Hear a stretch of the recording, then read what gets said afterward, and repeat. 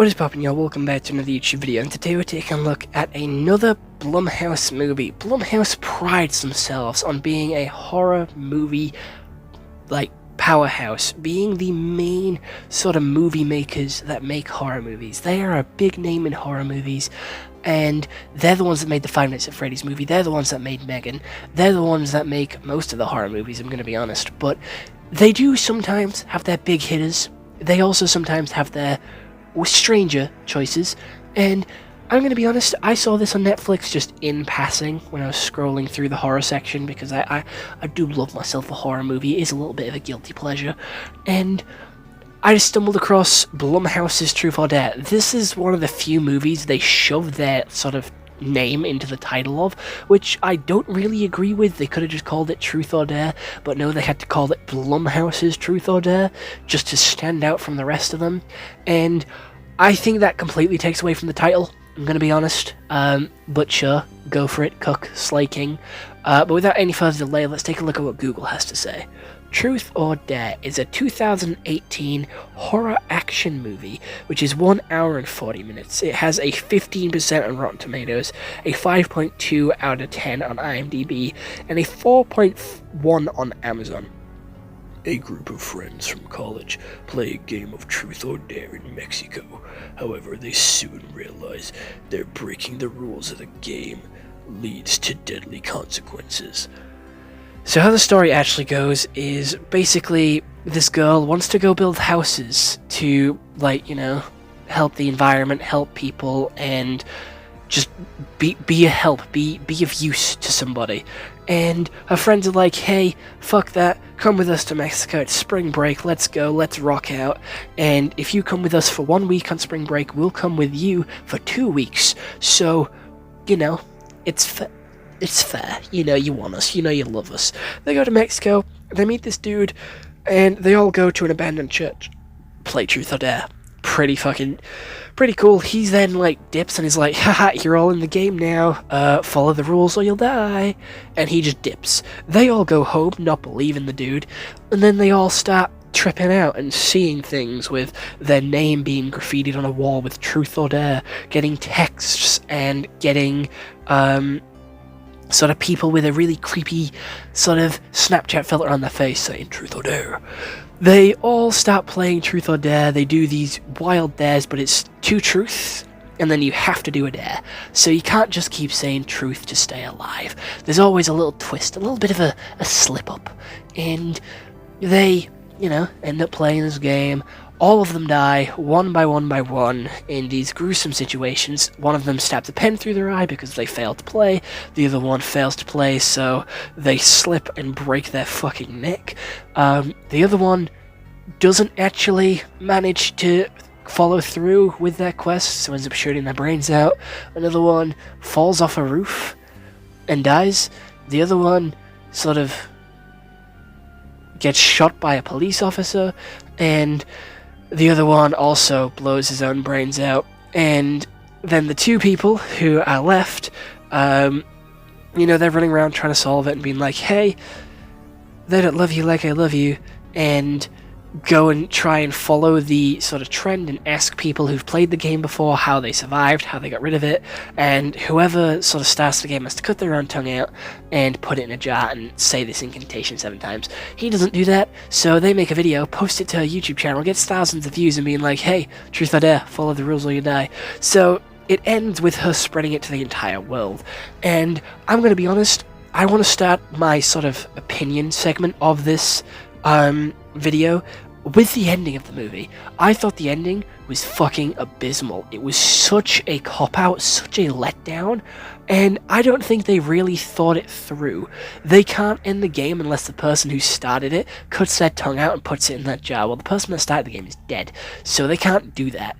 And the way they pass it to everybody else, you know how much fucking chaos and destruction that is going to cause? Fair enough, it will go to one person at a time, and everyone will have to do it, but that is so chaotic and so awful to spread it to everybody else. It feels so shit, and I don't know how to put it. It's just such an underwhelming ending to the movie, spreading it to everybody else. And it kind of feels how they ended Smile 2, where they spread it to everybody else in the world because it's a pop star who is killing herself at a concert, which is also live broadcasting. So she spreads it to every single person in the world. And it just kind of feels like an apocalyptic event, and you're just cursing the world, you're damning the world, and it just feels really cheap. And there's better ways to end the movie. I'm gonna be honest. I would have preferred it if they just all died.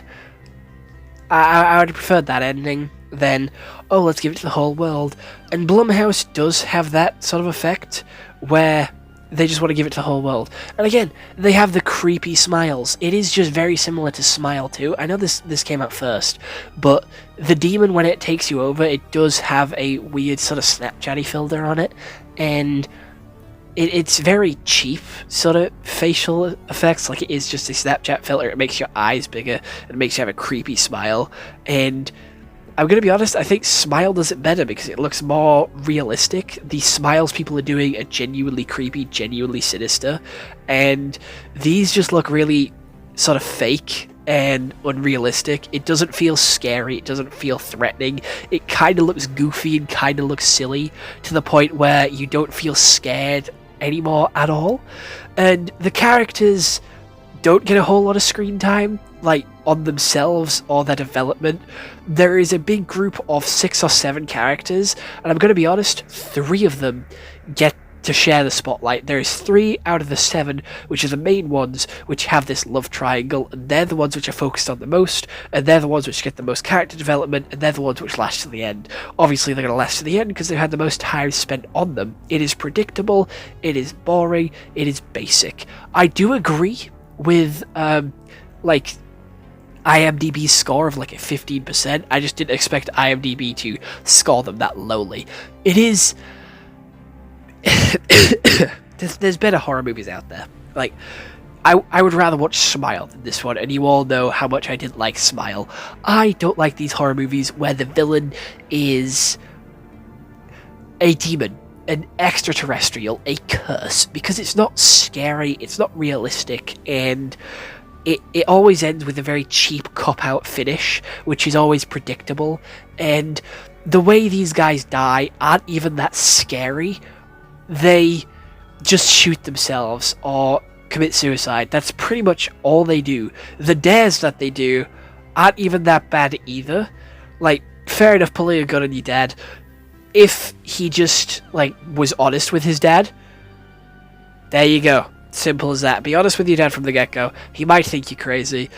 Oh well, you're gonna look crazy anyway, so you might as well fucking full blow it out. And you're gonna pull a gun on him anyway, so you might as well just fucking say it. Like, I'm playing a game of truth or dare. I'm not sure if that's against the rules. They don't make that specifically clear. That you can't tell anyone that you played truth or dare, and that you have to do this. But, you know, oh well. I don't know. I feel like it's more scary if you're in the situation, but the only death that shocked me was when the police dude shot him in the back. Because he said he was going to go get coffee, he was going to go to the cafe, came back with no coffee, no bagel, no sort of croissant, no nothing. He just came back.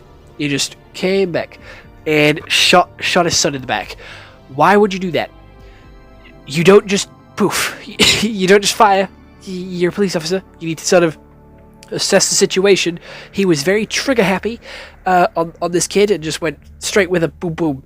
And so the way police officers should be. So that's kind of how it shocked me. I did expect him to die. I did expect him to be the next one to go, but I didn't expect him to die like that. Fair enough. It might have been predictable to other people, but for me, it wasn't. It kind of went over my head. But this movie had a lot of use of technology and very dated technology use as well. Even for 2018 standards, there was a lot of Facebook usage. And I'm going to be honest, I've never used Facebook that much. I barely used Facebook when I had it, and I only had it because I wasn't allowed it.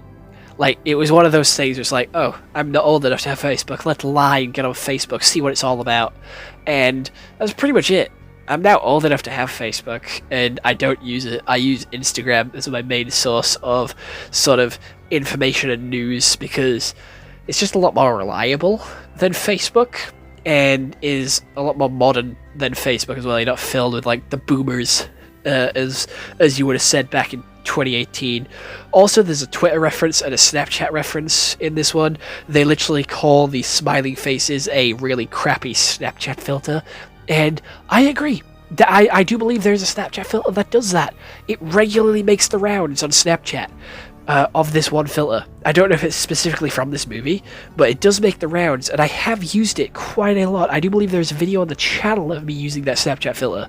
But other than that, there isn't really much else to say about this movie. I wouldn't recommend watching it, and it is leaving Netflix soon, so by the time this video comes out, it probably won't be on Netflix anymore anyway. But I think it deserves a 3 out of 10. A 3 out of 10 for this movie because it does have its ups. As many downs as it does have, it has a whole lot of downs. They have very deep downs, but it does have its sort of silver linings. So a 3 out of 10 seems quite fitting for this movie. If you do want me to review any other movie, TV show, or anime, please do leave it down in the comments below, and I'll get on it as soon as possible. But other than that, yeah, doodles. Bye-bye.